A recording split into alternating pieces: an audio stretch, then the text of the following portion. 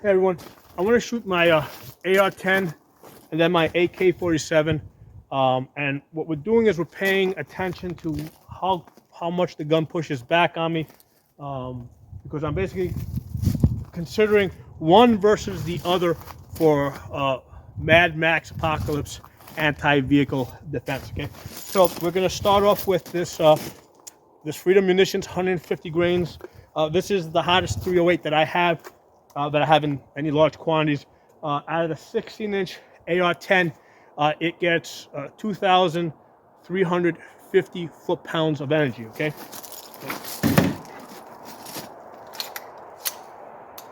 Okay. So again, the thing that you guys are mainly looking for is like the muzzle, like how much is it moving? Okay.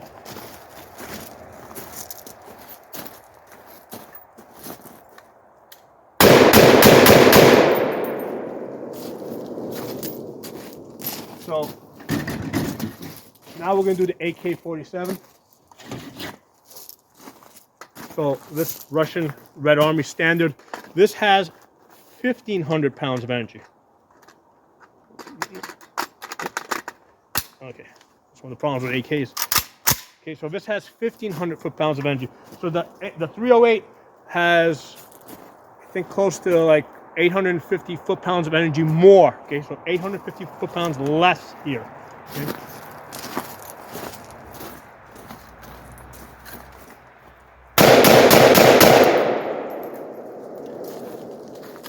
So here's an interesting thing. Because the AR-10 has the adjustable gas valve, okay, and I have it set to where it will like just like, you know, to the point where it will just barely lock back the gun. The felt recoil is about the same, maybe a little bit less. Like when I shot the AK, I could actually feel the stock slapping my face. Like I could feel the vibration up on the face on the stock. I could actually like feel it like almost like I'm being smacked. Pop, pop, pop, pop, pop, pop. That's what that felt like. This was actually smacking me in the face. Now, this has an M4 stock. I mean, AKs were, I guess, originally designed to have wooden stocks, so that might be, you know, part of the reason. I don't know. But yeah, with this, like the recoil felt the same, except that with this, I felt like I was being face slapped. With this, I did not feel like I was being face slapped. Like I didn't feel anything on my face here. You know, I mean, I look forward to seeing the video to see how it was moving me back. It's starting to get dark now. So I mean, the sun's setting. So I'm wondering from that position where you guys were at, if we're going to see any muzzle flash. You know, these are both 16-inch barrels. I weighed them. The AK without the optic weighs 7.5 pounds. The AR-10 without the optic weighs 8.5 pounds. So the AR-10 is only 1 pound heavier. Okay.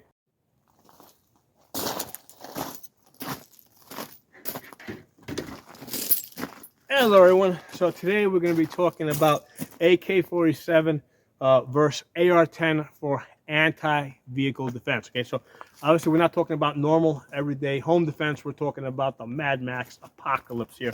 So let's put these guys down. So if you're like me, in my generation, these Romanian AKs were about $400, $500 when we were buying them at a time when ARs were like, a budget one was like $1,100, $1,200, maybe more. So a lot of us have AKs, and the question now becomes like, okay, what can we do with these AKs, since a lot of us have switched over to AR-15s. AR-15s have become very reliable, particularly after they got PMags and Lancer magazines. You know, the magazines initially were a problem with ARs. But you know, a lot of us have switched over to ARs. We've still got these AKs. ARs are not great for anti-vehicle defense. In fact, they're famously known for fragmenting as they go through multiple barriers. That's why SWAT teams like to use AR-15s, right? They moved away from like MP5s that shoot 9mm, and they're all using like 55 grain bullets because they fragment. Okay, so for vehicle defense, that probably is not a good choice, right? You don't want something that's going to fragment as it goes through multiple barriers. You want something that's going to hold together and do damage after it makes initial impact. Okay, so for that reason, I'm thinking, no question, AR-10 would be a better choice. Okay, I just got this one this past week, and I ran this through a chronograph. On 16-inch barrel, shooting 150 grains Freedom munition. This one gets 2350 foot-pounds, okay, 2,350 foot-pounds, compared to AK-47 gets 1,500 foot-pounds. Okay, so the AR-10 gets like an extra 800 plus foot-pounds of energy. Okay, so yes, the AR-10 is a better choice, but you may not have an AR-10. You may only have an AK-47, which is going to be better against a vehicle than your 5.56. Okay, versus your AR-15. So what I want to do is talk about some, like, what are we giving up? What are we gaining? I just put this on a scale without the magazine, right? Just the gun over here. Without the optic, I took out the weight of the optic. It's like nothing. It's like 3 ounces for this. It's 7.5 pounds. Okay, 16-inch barrel, 7.5 pounds. This AR-10 without the optic, without the magazine, 8.5 pounds. Okay, so this is the Palmetto PA-10 Gen 3. So 8.5 pounds. That's a pretty good weight. I mean, you're only. I was almost a little surprised that it was only a pound heavier than the AK-47, because you're getting a lot more energy out of this. Right? We said about 800 plus foot-pounds of energy. But still, it is a pound lighter. Okay, it's a pound lighter. So that's one of the advantages of the AK-47. Right, it's a little bit lighter. You might have that. You may not have an AR-10. Another advantage is that 308 ammunition is a lot more expensive. So even guys like me, right, I've got thousands of rounds from going back many years for the AK-47. I only have a few thousand rounds of 308. Okay, so 308 is a lot more expensive. Most of us have a lot less of it, even if we have an AR-10. AK-47, if you were stockpiling back when you should have been, right, getting an AK-47 ammo cheap, you got several thousand rounds of AK-47 ammo. So the way, given that I have two, right, if I was going to guard a road, particularly with, let's say, with somebody else, I would take the AR-10, for myself, and then okay, what you got there? You got an AR-15? Here, use my AK-47. Okay, so that's a way that I would use my AK-47 to arm somebody else to help me accomplish my goal. Okay, so that's one of the reasons why I like lots of guns, right? I prefer lots of cheap budget guns over, a few really expensive premium guns, because the way I see it, if I can arm multiple people, that's going to give me an advantage over me just having a Gucci gun and just being by myself. Okay, so that, in case you guys haven't thought about that possibility, I just kind of want to put it out there. AK-47, even if you are an AR-15 guy, the AK-47 might be a good choice for anti-vehicle defense, or for to arm somebody else to back you up if you have an AR-10. Now, speaking of vehicle defense, and I've talked about this in prior videos in detail, the width of most cars and small trucks is about 6 foot. Okay, which is about the height of a man. So you can use the same way you auto range, distance, right, on the height of a man. You can use the width of a car that's charging at you to basically judge the distance and determine your holdovers. And the way I envision a Mad Max apocalypse type of situation, where you got a horde of vehicles charging at you, with either no armor or very light armor, I would like to engage them at distance, right, at my max distance, whatever that is with the gun. And the reason why I want to engage them at max distance is because here's the thing: you start shooting at 500 yards, if that vehicle's charging at you, they're gonna close the distance really quickly. Okay, so the way I would do it is I want to be able to know when it is at 500 yards, particularly with an AK. With the AR-10, I can engage a little further back, but with the AK, I wouldn't want to engage until 500 yards. So I want to determine where 500 yards is. If it's a large trucks are usually 8 feet wide. That's fine. We can use the same.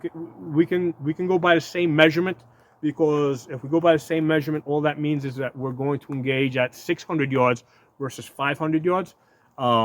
And with that, and because it's bigger, we have a better chance of hitting it. Okay, and again, it's going to get from 600 yards to 500 yards pretty quickly, you know, as it's moving forward. So I'm not gonna, I don't overthink that. Okay, so I want to use the front bumper to auto range, right? Because it's about 6 foot wide, same height as a man. And if you have if you got an LPVO, that's great, because that gives you auto ranging in there. With this, all I would have to do is turn it sideways, turn the scope sideways, and I could, you know, if you have one of these primary arms ones, that gives you auto ranging on the side of the man. That's really easy stuff. If you've got a circle dot like I have here, right? I got the 2 MOA dot with the 65 MOA circle. The way I would auto range a man at 500 yards, you got the little hashes on the. You got 4 hashes at the edges of your circle. Okay, when either a man is the same size as that hash, right? He's at 500 yards. Okay, when the front bumper matches one of those little hashes, okay, the 6 foot bumper, it's at 500 yards. If it happens to be a larger truck, well, it's at 600 yards. Okay, so what I would do if it's charging at me, right, Mad Max style, what I would do is with the AK, I would put once it gets to 500 yards, right, I would take the dot and I would put it on top of the windshield. So it's basically on top of the hood, and I would start firing. Now at that distance, what's going to happen is the bullets are going to hit like the bumper, basically, right? They're going to hit low, right, at the bumper. You're going to keep firing on that same position, and as the vehicle is coming at you, they're going to start climbing. Okay, so you're going to basically shoot through the engine, okay, and then as it gets closer inside, you know, gets to 200 yards, you're now shooting into the windshield. The bullets are going to climb up, right, through the top of the hood. Once it gets to the top of the hood, now it's going to start coming through the dashboard, and that's one of the places where I definitely want a heavier bullet, because I want it to be able to go through the hood, go through the dashboard, and get into the cab of the car or the truck. Okay, so once it gets close enough that you can pretty much see the driver, right? Then you start focusing on the driver. Okay, so that's with an AK-47. That's what I would do. I would put the dot, figure out where 500 yards is, and you can use the hashes on your circle dot. Put the dot on top of the windshield. Start shooting at it. Keep tracking it as it gets closer. When it gets close enough that you can see the driver, start focusing on the driver. Okay. Now with the difference there is, if I had, let's say, a 5.56, which is a little bit faster, instead of putting it on top of the hood, on top of the windshield, I would put it like at the top of the windshield on the inside, right? So instead of it being on, like, let's say this is your windshield here, right? So with the AK-47, the dot goes up here on top of your windshield. With an AR-15, with a 5.56, it goes here, right, at the top side of the windshield, and you start firing there. So yeah, just your holdover with a 5.56 or with a 308, right? If you got a 308 with a red dot, it's just going to be a little bit lower. It's going to be at the top of the windshield. Okay, and you just keep firing at it, and as it gets closer to you. So I did a whole video on that. So, you know, you guys, if you haven't seen that video, just look it up. Just look up, I guess, vehicle defense or Mad Max apocalypse, and it should come up. I put those kind of words in the search engine, you know, in the keywords, so it'll bring it up. So yeah, main point here is I wanted you guys to consider, if you got an AK-47 that's kind of like in the back of the safe, and you're like, oh, what am I going to do with this? You know, I've been shooting ARs for so many years now, and I'm so much more comfortable with them. I see this as having an anti-vehicle defense role. It's a pound lighter. Okay. The bullets are a little bit smaller than your 308 rounds, so you can have a lot more of them. You should have a lot more of them. Okay, you can carry, even if you got to carry them out to position, you're going to be able to carry a lot more of the 7.62x39s versus your 308 rounds. So that can be an advantage. But yeah, you are giving up power. Okay, like I said, the 16-inch 308 in the AR-10, it's got 2350. And you're getting 2350 foot-pounds versus 1500 foot-pounds in the AK-47. Okay, so I also want to talk about accuracy, since we're talking about shooting at 500 yards. Okay, with the AR-10, I was shooting this at 100 yards yesterday. Right, that's the Palmetto PA-10 at 100 yards, 5-shot group. The total group, 1.5 inches. Okay, and I know I pulled those 2 shots over there. So the 4 out of 5, which I normally look at, is 1.25 inches. Okay, and I think I even pulled that one a little bit, and then I got a 1/2 inch group with the 3 shots right there. Okay, so now of course that has a scope on it with an LPDO with AK-47. I just did this group before. Now this only has a red dot on it, right? A 2 MOA dot with a 65 MOA circle. There's no place back here where I can put a magnifier. I've tried mounting a scope on here. Your face is too high on the gun. The accuracy is actually less because the mount tends to move a little bit. So the best groups that I have gotten on my AK-47 are with the red dot mounted in that position right there. Okay? So with the AK-47, I was shooting Red Army standard, right? Steel case ammunition, and again, I have found that the steel case, I get the better, because I have brass 7.62x39, it shoots worse. Okay, so I shot 5 groups. Now the dot is about the size of my hand here, so it's kind of basically I'm trying to center this as best as I can on the paper because I can't really hold on that. So the total 5 shots was about 6 inches. Okay. I'm gonna say maybe I pulled that one over there, right? Maybe I just wasn't holding good. So I'm gonna like usual. I'm gonna look at the best 4 out of 5, and the 4 out of 5, I've got 3 inches. Okay, so 3 inches at 100 yards. 3 inches at 100 yards. Okay, is 30 inches at 1,000 yards. Okay, so it's about that big. Okay, not that 7.62x39 is going to be effective out to 1,000 yards, but you cut that in half. That's 15 inches at 500 yards. So 15 inches at 500 yards just using a red dot. If you know what your hold is, right? On the man, right? It's basically at 500 yards. It's the height of the man. So head to foot, you take that, you hold that over at 500 yards. Now, of course, the man's a lot skinnier and smaller. The vehicle is going to be bigger, so you got a better chance of hitting it. So it's more ideal for that type of a target at 500 yards. Okay, but yeah, 15 inches. 3 MOA here, right? With just the 2 MOA dot at 100 yards is going to give you 15 inches at 500 yards. Even if it's 20 inches, I mean that's very doable. Okay. Hey guys, I want to show you guys the best group I ever got with an AK-47 using that red dot, and that was at 200 yards, 3 3/4, and that's just using the dot, because there's no way to put a magnifier on it.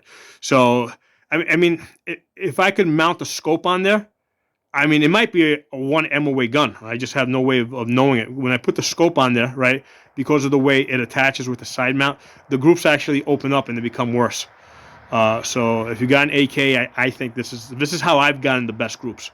Okay, so right there, 3 3/4 inches, 200 yards. I saved it.